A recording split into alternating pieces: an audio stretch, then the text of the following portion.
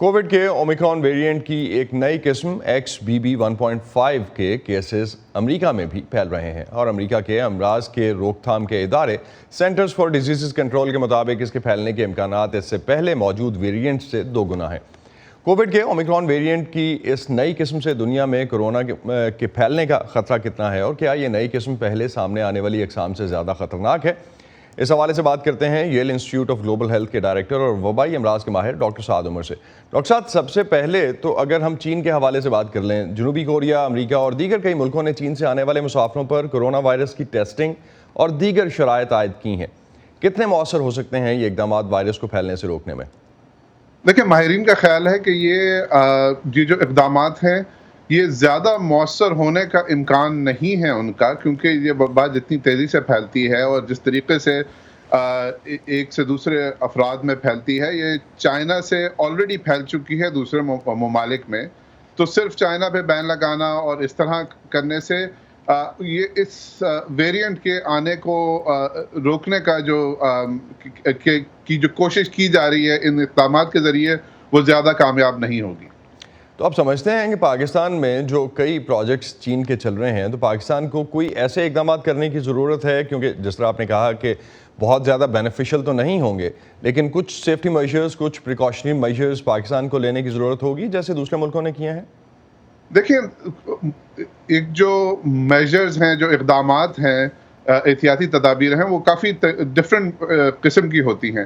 اگر آپ کا سوال یہ ہے کہ یہ جو سفر کے لیے پہ پابندی اور اس کے بعد ٹیسٹنگ، جی، میں سفر ہی کو ریفر کر رہا تھا۔ جی، تو اگر اس سے کہہ رہے ہیں تو وہ تھوڑا سا گناہ بے لذت سا ہوگا اس وقت، کیونکہ ہم نے پہلے بھی یہ دیکھ چکے ہیں کہ اس طرح کے اقدامات اگر اتنی تیزی سے پھیل رہا ہو تو زیادہ مؤثر نہیں ہوتے۔ لیکن دوسرے اقدامات جو ہائی رسک پاپولیشن میں، وہ بہرحال ان کی جگہ ضرور موجود ہے، لیکن یہ جو اقدامات کیے جا رہے ہیں اس کا زیادہ فائدہ نہیں ہے۔ تو کوئی سلوشن ہے؟ آپ کو لگتا ہے کوئی ایسی چیز ہے جو اس وقت ہو سکتی ہے جو بینیفیشل ہو اس وقت؟ دیکھیے، میں تھوڑا سا واضح کرتا پھروں کہ یہ جو چین میں دیکھا جا رہا ہے تو ان کی زیرو کووڈ پالیسی سے کافی جو یہ وبا نہیں پھیلی وہاں پہ پہلے، تو ان کو انفیکشن کے ذریعے جو امیونٹی ہے وہ ڈیولپ نہیں ہوئی۔ لیکن وہ انفیکشن کے ذریعے ہونا آئیڈیل نہیں ہوتا کسی بھی جگہ میں۔ وہاں پہ ایک اور چیز یہ ہے کہ ان کے جو ضعیف عمر کے افراد ہیں، وہ ان کو انجیکشن اتنا زیادہ نہیں لگا، وہاں پہ جو ان کی شرح ہے ویکسینیشن کی وہ اتنی زیادہ نہیں ہے ان زیادہ عمر کے افراد میں۔ اور تیسری بات یہ ہے کہ ان کی جو پاپولیشن ہے، ان کی جو آبادی کی عمر ہے، اوسط عمر ہے، وہ زیادہ ہے پاکستان سے اور ایون امریکہ سے بھی۔ تو ان سارے چیزوں کو ملا کے وہ وہاں پہ دیکھا جا رہا ہے۔ ان ممالک میں جہاں پہ ویکسین کافی لگی ہے اور خاص طور پہ mRNA اور دوسری اقسامات کی ویکسین، جس میں پاکستان بھی شامل ہے، پاکستان میں کافی زیادہ بہتر ہے شرح ویکسینیشن کی، اور وہاں پہ لوگوں کی عمر اتنی زیادہ نہیں ہے آن ایوریج ایٹسیٹرا۔ تو اس کی وجہ سے ایسے ممالک میں یہ جو وائرس پھیل تو رہا ہے، اس سے کچھ ہاسپٹلائزیشن بھی زیادہ ہو رہی ہیں، لیکن جو اموات کی شرح ہے فی الحال اس میں اضافہ نہیں ہو رہا۔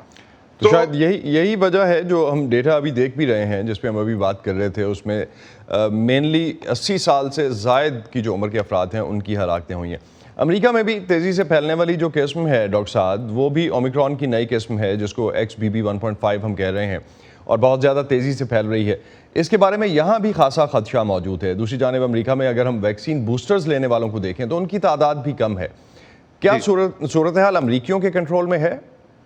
دیکھیں، یہ تو بالکل بھی آئیڈیل سچویشن نہیں ہے کہ جو خاص طور پہ جو لیٹسٹ بائی ویلنٹ بوسٹر، اس میں جو 2 اقسام کے وائرس کے خلاف جو مدافعت انکلوڈ کی گئی ہے، وہ اس کی شرح اتنی زیادہ نہیں ہے جتنی ہونی چاہیے۔ لیکن یہاں پہ آلریڈی کافی وائرس پھیل چکا ہے، دوسرے ریلیٹڈ اقسام، پہلی بات تو یہ ہے۔ تو اس کی وجہ سے اور پچھلی ڈوزز، پرائمری ڈوزز خاص طور پہ mRNA ویکسین کی امریکہ میں کافی زیادہ ہیں۔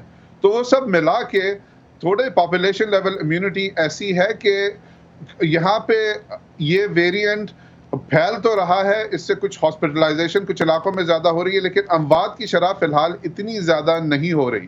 میں یہ واضح کرتا چلوں کہ یہ جو امریکہ میں جو پاپولیشن میں انفیکشن کی وجہ سے جو مدافعت پیدا ہوئی ہے، وہ ایک کافی زیادہ قیمت اس کے ساتھ شامل تھی، کیونکہ وہ کافی زیادہ اموات کا آلریڈی باعث بن چکی ہے۔